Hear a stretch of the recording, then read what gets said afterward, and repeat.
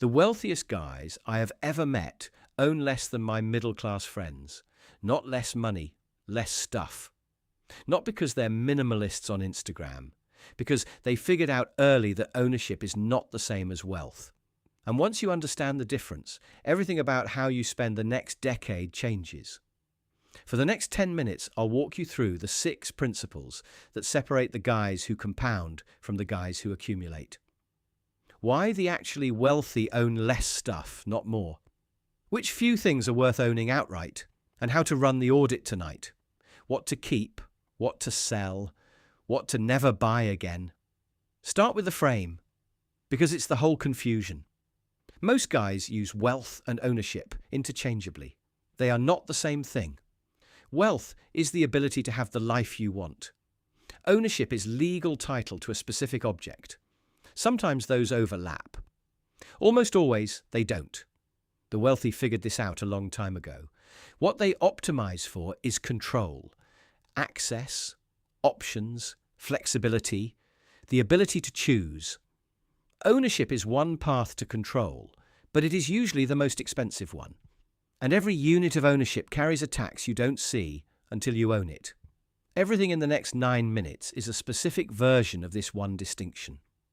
Principle 1. Every owned thing is a liability disguised as an asset. The car you own does not just cost you the purchase price. It costs you insurance, maintenance, storage, depreciation, and the mental space of keeping track of it. Every one of those is real money. None of them show up on the sticker.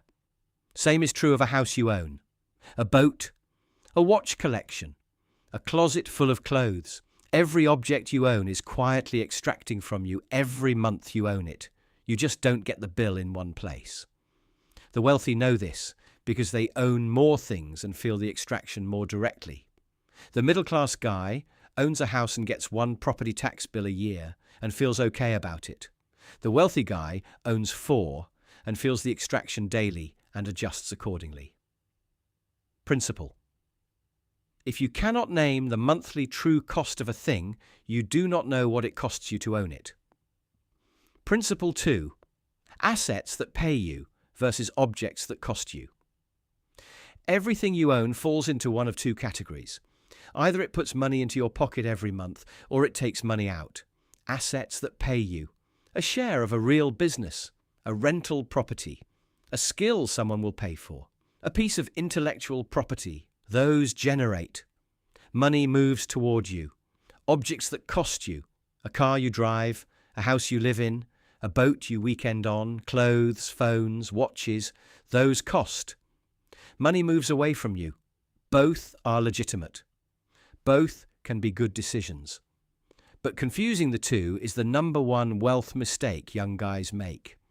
They call the cars and the watches and the house assets because they cost a lot.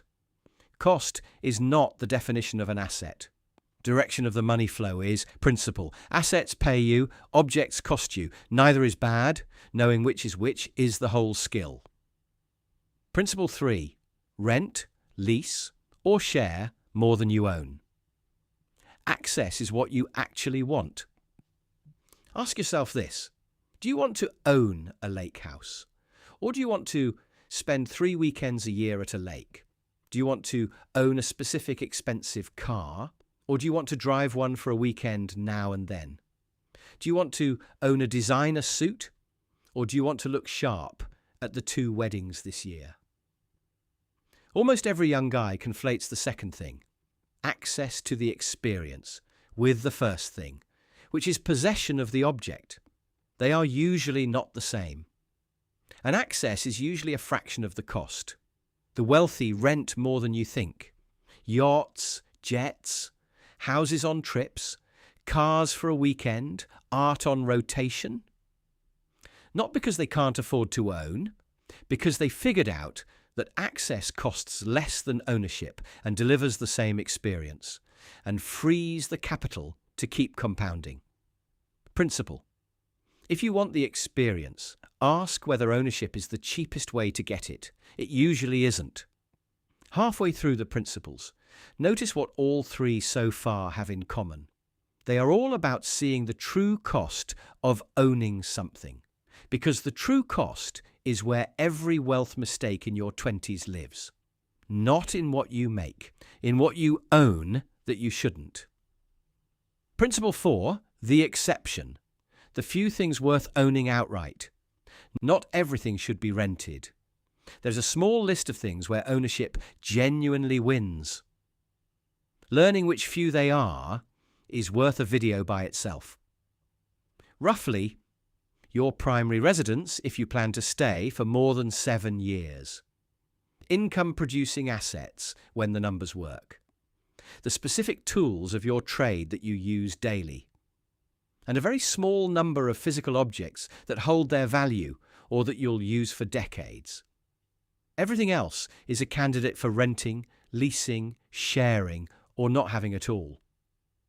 The specific test is this. Would owning this thing outright compound my wealth? Or would it lock capital that would compound better somewhere else? If the answer is lock, the answer is rent or don't buy principle. Own the things that produce or last. Rent or skip everything else. Quick reality check. If you just heard those 4 principles and thought, yeah, but I want the car, that's fine. Or the house, or the watch. Also fine. Nobody said you can't have them. The point is, you have to see them for what they are. An owned thing is a chosen extraction. Choose them deliberately, not by default. Principle 5. Time is the invisible cost of ownership. Everything you own costs you time. Not just money. Time. Take the car you own. Think about the hours it takes, shopping for it, financing it, insuring it, maintaining it, worrying about it, arguing with a mechanic, dealing with a scratch, deciding whether to trade it in. Add up the hours over a decade. It's more than most guys realize. The house you own, same problem, bigger.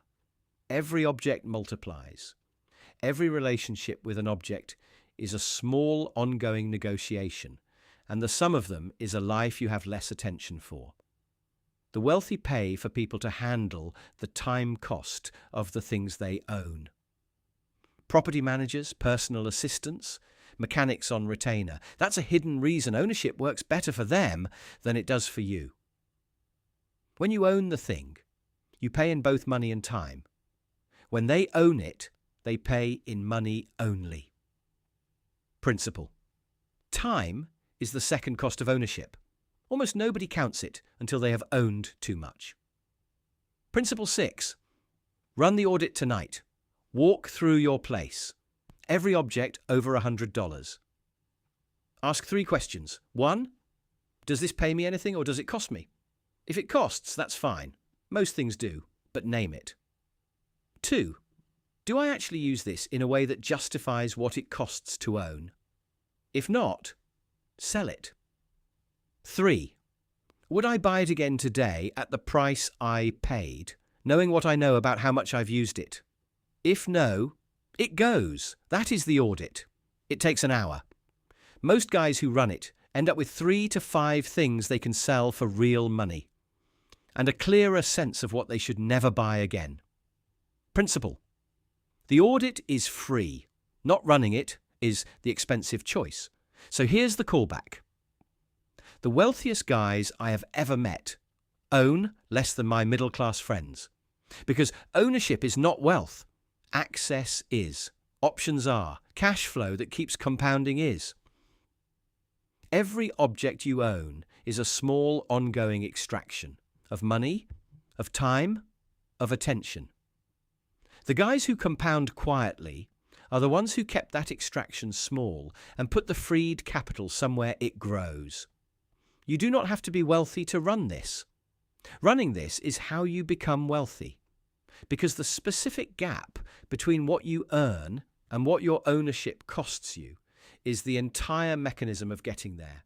Own less, control more, let the compounding do the rest of the work. If this hit, subscribe. I make one of these a week.